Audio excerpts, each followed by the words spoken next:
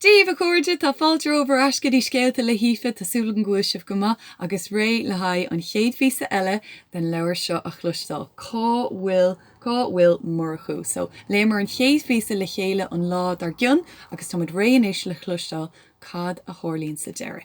So cad a chorla sa scéal seo a ríist. Oh yes, so bhí bhfuil an dar bhanam ruaí agus cad a sanam don maidir seo Murchú Gaeilge Labrador mór dubh agus cad a chorlíonn do Murchú rit sé as tain sé ar stray so nílas an cóhfuil sé. Iniu jómuid amach cad a chorlíonn ag an Daire. So cad a chorla. Oh yes, más cuinlih fech rinne daddy rinne sé seaca cóip den na greengrafna ar fad agus chruch gach den na greengraf hús. So fan go bhecimid.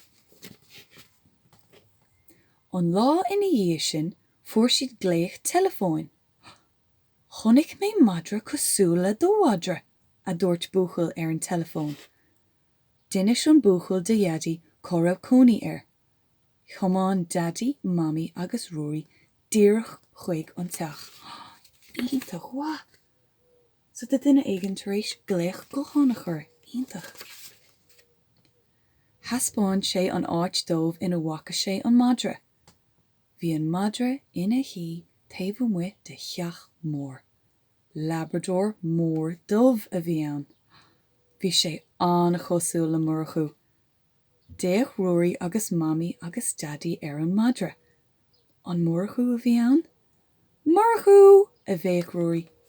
Cad a cheapan tú an Murchú atá an? Bhéach Labrador mór dubh. Anna chosúil cad a cheapan sé. Cheas an madra suas. Déach sé ar ruaí agus ris sé chuige. Thosig sé ag tafan. Ach ní Murchú a bhí ann. Ní sin tafan Murchú a dúirt ruaí. Agus tá an madra sin níos mó ná Murchú freisin a dúirt daddy. Ruaí bocht ar sa mami. Tá mé cínte go bhfuil muid é a chrí. Leanmuid a rá i cuardach.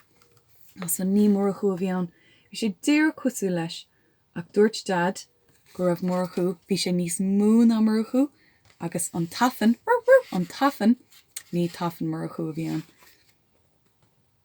Fuair siad gléich telefóin eile cúpla lá ina dhé sin. Ban a bhí ann. Duine siad do bhamaí chora cónaí orthaí.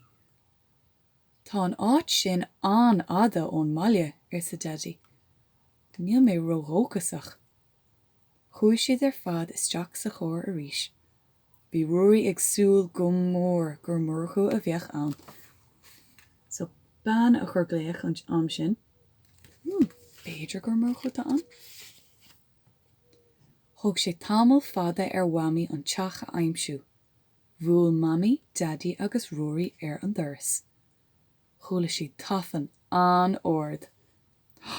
Sin Murchú ar sa ruaí. Ó bhfuil tú cínte a dtír mami ar. Béidir nach ruaí. Duscail an doras amach le madra mór dubh. Léim sé ruaí agus Murchú a bhí ann féach. Ítach wa. Murchú atá an buíchas le dia. Murchú ar sa ruaí. Ó Murchú tá tú agamsa. Seo tá tú caithintach má chun madra. Tá tú linn a ríist. Bhí mami agus daddy ar tí cuine. Bhí ruaí ag béca agus ag léint le háthas. Bhí Murchú ag léim timpeall na háite agus ag tafan in ard a chin. Féach sé cósása bheith arás leis. Buíchas le dia gur tháinig siad ar. Sílam ar sa an bhean ag an doras. Sílam gur leatsa an madra sin ceart go leor. Is lumsa é cínte ar sa ruaí. Seo é Murchú, mo chara is fearr ar domhan. Ach céim fá ar imig sé wen. Sílam gohfuile is agamsa cad a chorla ar sa an bhean. An bhfuil ar sa ruaí? Well, ar sa an bhean. An daithníonn líthróidí le Murchú. Is brá leis líthróidí ar sa ruaí. Líthróidí, Well, ar sa an bhean arís.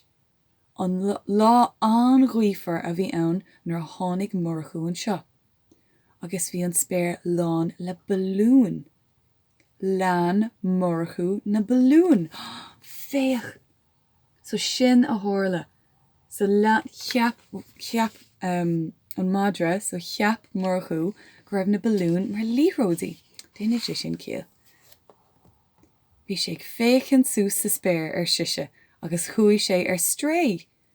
Ní raibh sé ábalta a bhealach a dhéanamh ó bhaile an sin. Á Murchú bocht sa ruaí, is maith an rud é gur tháinig sé ort. Buíochas mór le dia. Lig an bhean do Murchú colla an tullag. Chonaic an bhean greengraf do Murchú sa siopa. An sin chuir sí gléich telefóin orthú. Bé mé anbhrónach gan é a dúirt sí, ach tá mé ansásta go bhfuil sé arás lena chara. So ban ála na bhíontaí an sin. Ban anda sa rinne sí an rud ceart chuir sí gléich ruaí agus dúirt sí go raibh Murchú lei. Gá mami, daddy agus ruaí buíochas leis an man a thug ara chó más sin dá madra. Bhí sé go deas é a bheith timpeall an tí siise, ach ní raibh mo chuid cut róthása. So bhí cut ag an man sin. No. Well, ceapan gur madra aní as é Murchú. Tuairtí mé arás chóirt é a dheall ruaí. Anis tá cara nua eile ag Murchú. Agus féic an muirt an sin. Cósása le bheith arás le chéile. Agus sin, an Daire. So tásúla go gur bhain sibh taithne bhas sin, rud é beagganín difriúil agus níos tuimhe, so beidir go ndéanamid cúpla ceann mar seo ríist. So buíochas a dtí a tháinig go mór Murchú agus rinne an bhean sin an rud díreach ceart. So chuirde, feic me sibh ríist le hain chéad scéal eile agus tásúla go mé lá deas agah. Slán!